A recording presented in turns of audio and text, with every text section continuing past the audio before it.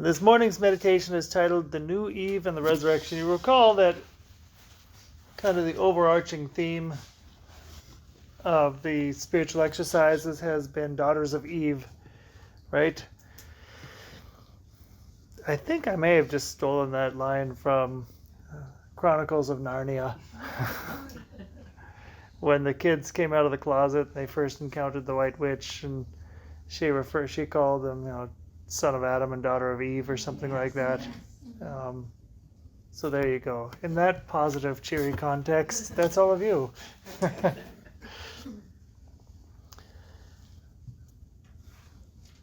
But there is a reason for that, because Adam and Eve were the original man and woman, and that was God's original blueprint for humanity. And through the fall, God is constantly adapting. I'm recording, so I'll avoid heresies here, but God is constantly adapting himself. He doesn't change, but he adapts himself to different circumstances perpetually.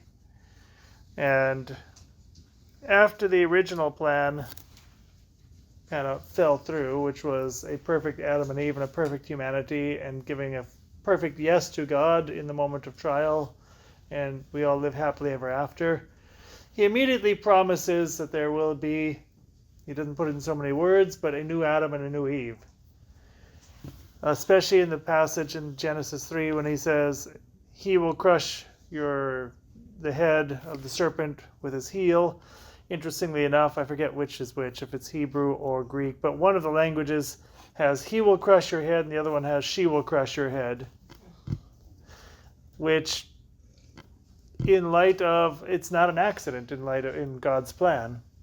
Because, as we said in the beginning, humanity, when God made us, Adam was incomplete until there was an Eve. And in the creation of Eve and in the union between Adam and Eve, then humanity became complete. He never conceived of Adam or Eve as just being isolated beings. Part of that being made in the image and likeness of God implies that we are made for relationship, and therefore we're made in relationship, and it's only in relationship that we are complete and that we are perfected. So, for there to be redemption, sure, Christ is the one who brought about redemption, but he chose redemption to come about, him as the new Adam with the new Eve. He chose to have his Blessed Mother be part of his plan of redemption. And that has real repercussions for us, because the Blessed Virgin Mary, aside from being this wonderful mother and representative of humanity and advocate, she is also the icon of the Church. And that's something that I think we always need to keep in mind. There's a statement somewhere in I don't remember which council, but that whatever is said of the Blessed Virgin Mary can be said of the Church and vice versa. So the Blessed Virgin Mary, is she a mother, virgin mother? Yes. So is the Church. The Church is immaculate, although she has children that are, individual members of the Church are not so immaculate. But the Church, inasmuch as the Church is immaculate and the Church gives birth to new children all the time through grace, is the Church, whatever you want to say about the Church, you can say about the Blessed Virgin Mary and vice versa. Because she is the icon, she is the highest, most exalted member of the Church, short of the head, who is Christ himself. But she is also the image of everything that the Church is meant to be and everything that the Church is meant to become. So if you want to see the Church in its best, you look at the picture of the Blessed Virgin Mary, and there you will see it. So why am I going into all of this? Well, we have a meditation this morning on the new Eve and the resurrection. Now, as we know, there is no place in the Bible where it talks about Jesus meeting his mother. St. Ignatius, when he adds this meditation, his own version of the meditation, and he just says, look, the Bible presupposes that we have common sense. So, of course, Jesus went to see her first. That's as far as his argument goes. And that leaves a lot of space for our own imagination to take place. The closest that we have would be Jesus meeting the other Mary, Mary Magdalene. So we're going to kind of begin with that text of Jesus' encounter with Mary Magdalene, and then make some applications. First of all, for this text to make sense, I think it's always good, again, to put ourselves in the context. Who was Mary Magdalene? First of all, there's a little bit of question, a little bit of confusion over the generations, because there's so many Marys that pop up, and some of them were associated with sinful women and whatnot, and some of them did the same things. For example, Mary of Bethany, sister of Lazarus and Martha, was she Mary of Magdalene? Probably not. She might have been, but probably not. If she was, then that means they picked up and they moved to a completely different part of Israel and established their shop.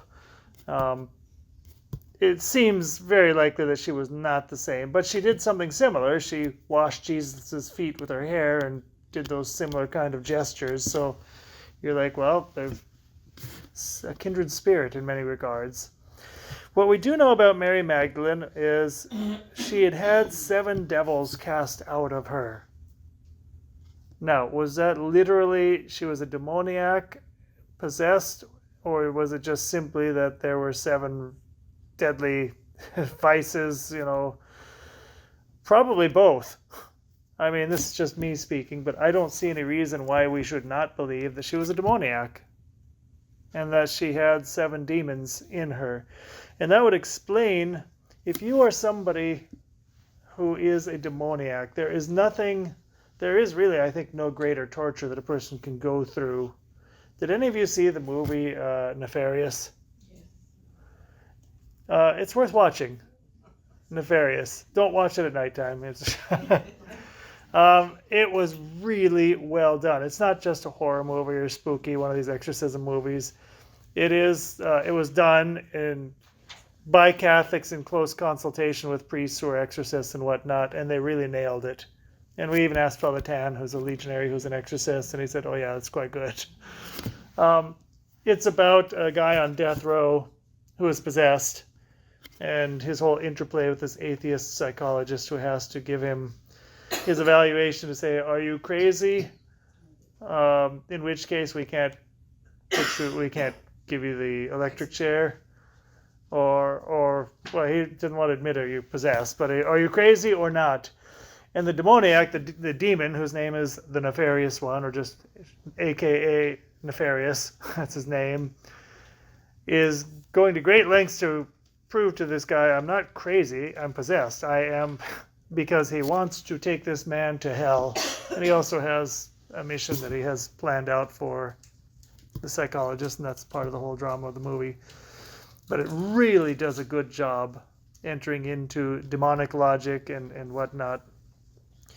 And one of the things is there's really probably no greater torture a person can go through, and there's certainly nothing more humiliating than to be possessed. I mean, you talk about slavery being humiliating. Well, I mean, possession it's not even just that like another human being owns you. It's somebody controls your body, and somebody who hates you and only wants to degrade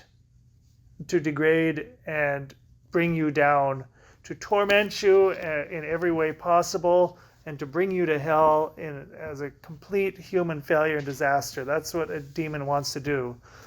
And frequently, it's a process. How does one even get to the stage of being possessed by the devil? Usually, except for very rare exceptions, people have been doing things they shouldn't be doing, like committing lots of mortal sins and possibly playing with the occult and doing some other things.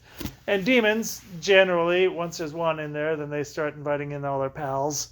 So it's not unlikely that Mary Magdalene was possessed by 7 demons, and what an abysmal lifestyle that is. Was she a prostitute?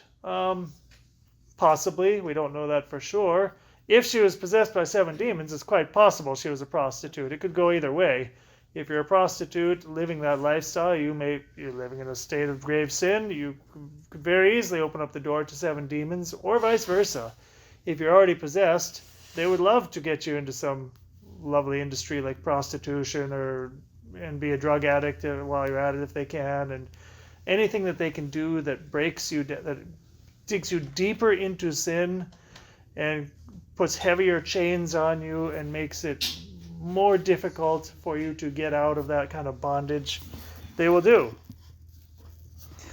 Was she the woman caught in adultery, like in Mel Gibson's movie? We have no reason to think that, except for the fact that, again, the woman caught in adultery, who Jesus pardoned under those circumstances, would have been somebody who was radically, radically grateful to Christ, and would have really looked upon him with the eyes of, this is the only person who looked and saw me not as a sinner or as an object of lust or as something to be thrown away, but this is the only person out there who saw me for who I am, as a daughter of God.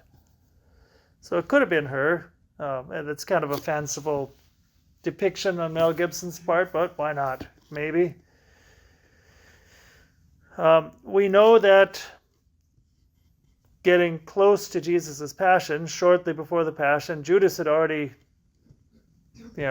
converted in the other direction, joined the dark side, to use the Star Wars analogy. Judas was already going in a bad direction. That shortly before Jesus was crucified, she came in and broke a flask of extremely expensive perfume and anointed Jesus' feet with it and wept, which is not something you do unless you're probably feeling very grateful and very repentant, kind of simultaneously, recognizing, man, I was in a bad place and you have transformed my life. So what can we say about a Mary Magdalene? And the reason I'm going into this, even though she's not the Blessed Mother, is I think there are some analogies we can make. Well, she was a person who, whatever her sinful state was deeply, deeply wounded. And somewhere along the line, Christ came into her life and not only revealed her dignity to herself, but also revealed her dignity to the rest of the world, and freed her and showed her that she was loved and that she was lovable, and gave her this total radical transformation of heart so that she could go and she would become a great saint. He's the first person possibly who looked upon her with purity, with love, and enabled her to kind of rediscover her own dignity. And the interesting thing that happens in this transformation is the more that she's able to discover her own dignity and recognize her own beauty and value and worth, the less, in a certain sense, she becomes the center of her own attention. It's kind of an interesting thing. You'd think that the worse you think about yourself, the less you would want to be looking at yourself, and the more you would be looking at somebody else. And that's not the way it works. The more comfortable she was in her skin, the more free she was to love with abandon. And Christ became everything, absolutely everything in her heart and in her life. Her life was inconceivable without him. And he became truly the absolute and radical center of her life. And you see in this gospel passage, I'm not going to dwell on the passage at length. You can use the text, but she's outside the tomb weeping. We talked about the theological virtues. She doesn't have theological faith, but she has great theological love, or hope, charity. She doesn't believe. She doesn't understand. Not like she disbelieves or doubts. She just doesn't understand that there's a resurrection coming around the corner, and actually it just happened. She's outside the tomb weeping. First of all, the very fact that she's there, what's she even doing there? 3 days later, the period at which you were obliged to do something like anoint a dead body was already past. If the body had gotten to that stage, it's like, okay, you missed it. So she was only there out of love. There was no obligation for her to be there at that stage. And she went there at the second, as early as she possibly could. The minute the sun rose, the minute it's just the first little glimpse over the horizon, okay, the Sabbath is now over, I can be at the tomb.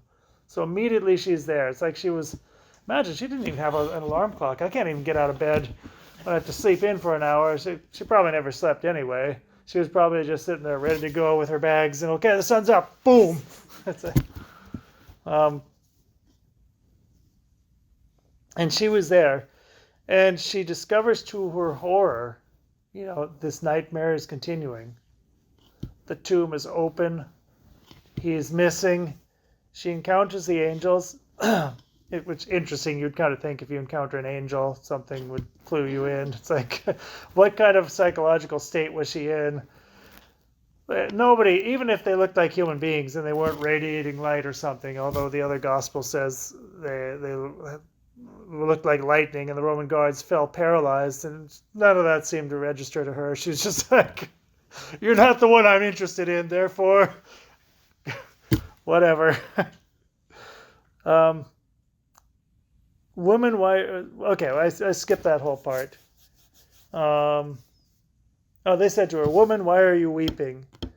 They've taken my Lord, and I don't know where they laid him. As if they know exactly what she's talking about. But when she had said this, she turned around and saw Jesus there, but did not know it was Jesus. Jesus said to her again, woman, why are you weeping? Who are you looking for? So Jesus is kind of sticking his finger right into that wound so that she can present it to him and he can heal it. She thought he was the gardener. Interesting, this is a side note, but most of the time in resurrection passages, people don't know who Jesus is, or he looks different. Seemingly, the resurrected Christ, there's something about him that you can only see him with eyes of faith. There's even one of the passages in John 21 later on when he appears to the disciples at the seashore and does the miraculous catch again. And he says, hey, throw the nets over the right side. And they realize, oh, this must be Jesus. But it says, interestingly enough, it says they get to the seashore and he's talking to them and they already know it's him. But they said nobody dared to ask who he was because they knew it was him. They're like, if I'm looking at you, so clearly there's something about it that the physical eyes were no longer able to identify the resurrected Christ for who he is. It's only through faith. So there's something going on here that's like that. Or maybe she was crying so much she was just she just saw shapes, colors. So, sir, if you carried him away, tell me where you laid him and I will take him. Jesus said to her, Mary. And in that moment, she recognizes. He calls her by name. And Christ does the same thing. None of you would be here on this retreat unless he looked at you and called you by name and invited you to be here. And at that moment, kind of like St. Paul, the scales fall from her eyes and she falls to his feet, and ongoing with the discourse. So what is the point of this? Mary Magdalene, discovering, having arrived to a point where Christ was the absolute center of her life, and nothing made sense without him, and all of a sudden this nightmare takes place where she sees him, instead of so many times before he was able to just defend himself, defeat people's arguments, walk through the crowd. They wanted to kill him, but somehow he would just walk through and nobody could touch him.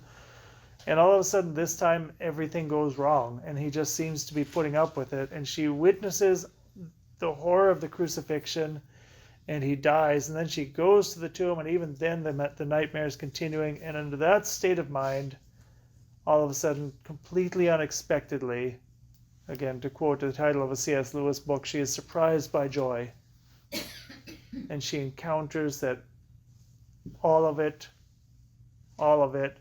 has been fixed. That Christ has triumphed even over all of that. I think Mary of Magdala, I walked you through this journey with her because she had a totally different path than the Blessed Virgin Mary. Mary of Magdala, having gone through all of that, arrived to something similar but still lower than where Mary, the mother of Jesus, began her journey years ago. That absolute God, you are absolutely everything, and I just can't even fathom my life without you in the center of it. And just Mary Magdalene was still only approaching something similar.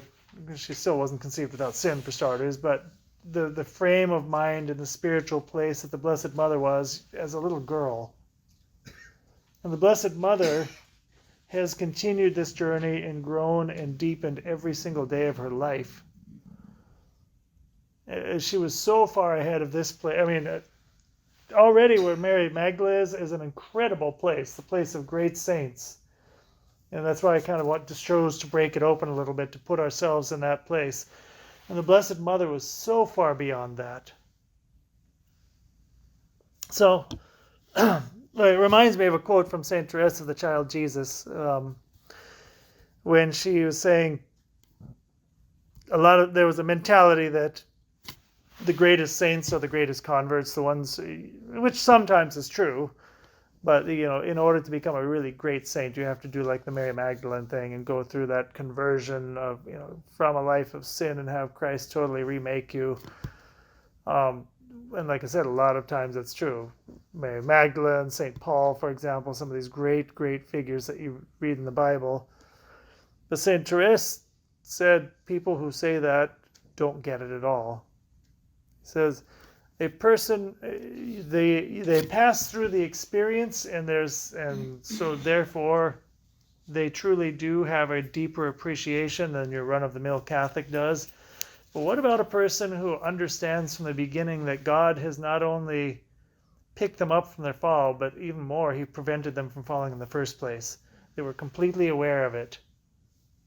She gives the analogy of a little girl who's going to run and fall. And I said, but what if she discovered that this wonderful person was watching her ahead of time and made sure that all the circumstances were there, because otherwise she would have fallen, and she didn't. Wouldn't you love him even more? Well, that's the Blessed Mother. She was completely aware of, look, without God, I'm just like anybody else, right? And God, if I live in this state that I live in, if I have this degree of love that I have, it is all God. It wouldn't have even occurred to her, it wouldn't have even been conceivable to her to think that somehow she did it. I mean, she knew that obviously she had to continually choose and cooperate. But again, it's very similar to being a priest in that regard. I'm doing this healing ministry with the Encounter Ministries, where I'm taking classes and kind of learning about it. And one of the temptations that apparently can arise for people when you're praying, because you have no idea. It's not like you're feeling supercharged or anything. You're saying prayers, and you kind of say, well, hopefully it works. One of the temptations that people can have that I just simply don't really have, this sounds funny, is the feeling I'm not worthy. For me, I never feel unworthy. No, but for me, when you're a priest, you're so used to the fact that you're doing things. The idea, when I celebrate Mass every single day, or hear your confessions, or do any of those things that only a priest can do, it is so far removed from your thought that this has to do with my worthiness. It's like, it's not even in your bandwidth. So I can have other temptations, but the one that I'm not worthy, God couldn't use me, it doesn't even occur to me. If God wants to use me to heal somebody, it doesn't even enter into the conversation, because I'm just used to doing things that are not about me. And I think the Blessed Mother, that's where she was in her relationship with God. So let's go into the heart of the Blessed Mother then. And this is where I would just invite us really to enter into your own contemplation. I will share with you a little bit, kind of one of my own prayers. I don't even know how to do it, because this is one of those imaginative, put yourself in the scene prayers. But this is the way that I frequently will kind of think of Easter morning when Christ comes to see the Blessed Mother. She would have been, first of all, Jerusalem was not that big a place, but she would have been relatively close to where Jesus was crucified. I'm sure, I don't know if she was in the city or out of the city. I tend to think of her, already Jesus was crucified outside the city walls, although in reality if you've been there and you realize what the configuration of the city was, it was like, if that doorway is the gate to the city, he would have been crucified like where I am, so it's really very close. It's not like they brought him out in just the wilderness or something. But I tend to imagine her, maybe out in the garden somewhere, some place where she could be alone. And so just picture the Blessed Mother, really from the moment of the crucifixion, the burial, alone. The disciples are where they are. Perhaps some Mary Magdalene or somebody wanted to be with her, but seemingly not by the moment of this gospel passage. Seemingly, Mary Magdalene and a couple of the other women in the other passages show up, but the Blessed Virgin Mary is nowhere to be seen in any of these gospel passages. Now, did she know about the resurrection? Was she awaiting it? Did she understand it? It seems to me that she would have to. If Christ was so explicit with his 12 so many times, saying the Son of Man is going to be crucified and suffer and be risen on the third day, and he lived with her for 30 years, and then somewhat on the road, how could she not have known? And furthermore, with the intuitive, infused knowledge of everything about God and her Son, how could she not have known? But nonetheless, why would she have been in such, a desolate spiritual state then? Well, again, when we think of Mary as the new Eve, right? If Adam and Eve complete humanity, and for example, for the fall to be complete, both Adam and Eve had to fall. For the redemption, to kind of be complete, Christ wanted his mother, the new Eve, to be involved. In the Passion, the new Eve was also intimately involved. And everything really that went through Christ's heart, she experienced. She was part of it, and she wanted to be. This was going back to St. Ignatius's third stage of humility, right? It's not like she wanted to be, tortured and, brought to the depths of sorrow in a vacuum. But the idea is whatever her Son was experiencing, whatever his desires were, whatever his plans were, whatever God is doing, she wants to be a part of. If he's rejoicing, she wants to be rejoicing. If she is suffering, she wants to be suffering with him to the exact same extent, although frankly that was beyond her. But as close as she can, she wanted to be exactly in in unison with everything that had to do with her Son. So at the moment of the crucifixion, everything he was going through in her own way, her own feminine and motherly way, she was going through that as well.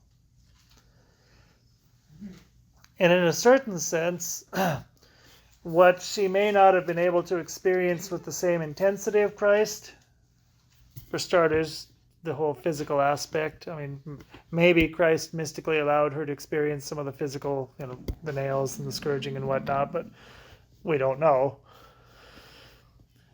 And Christ, whatever she went through spiritually, I'm sure Christ went through more, just for the simple fact that he is Christ.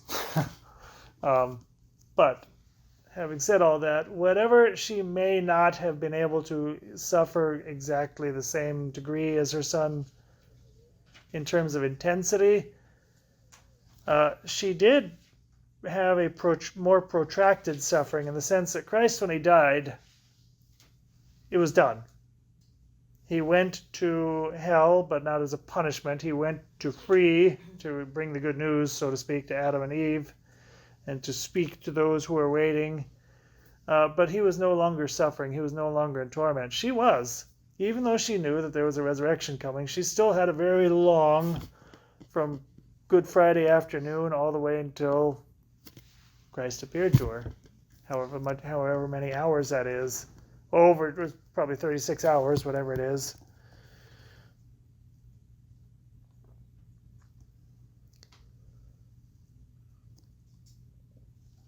And in my own contemplation, I picture her there, sorrowing, knowing that there's going to come a resurrection, but nonetheless in that place of solitude, somewhere close by, probably periodically going to the place of the crucifixion when nobody's around and just praying there and contemplating everything.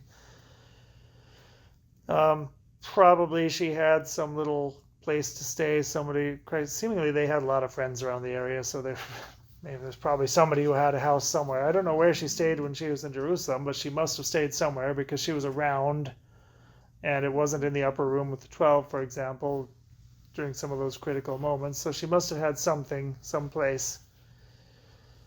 And I always picture her just being there in solitude and in the depths of this anguish, and then almost the way that the sun rises, something very gentle and very small, this indescribable consolation begins in her heart.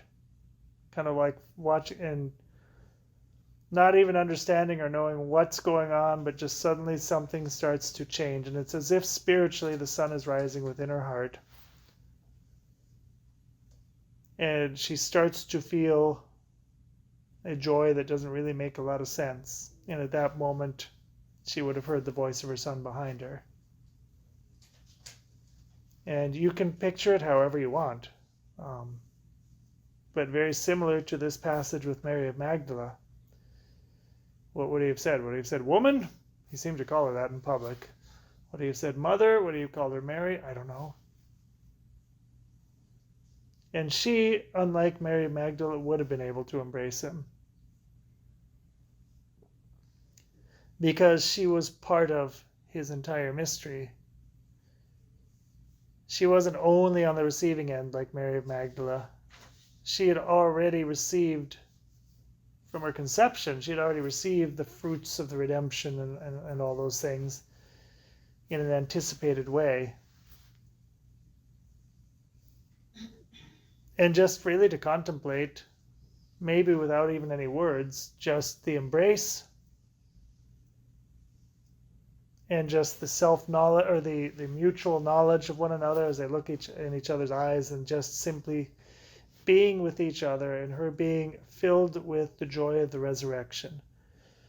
And like Mary of Magdala, the joy of the resurrection wasn't so much, it had nothing really to do with herself. It was that the one that she loved was absolutely triumphant.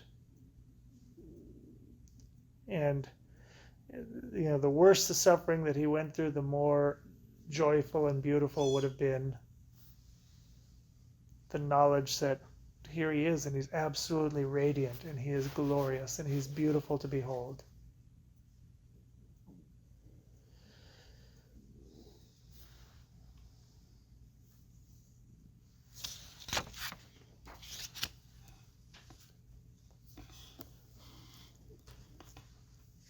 And as the new Eve, her joy is the joy of the church. And this is where you and I come in. Because as the new Eve, icon of the church, she is also our model and our icon. And you as women in particular, your model and your icon.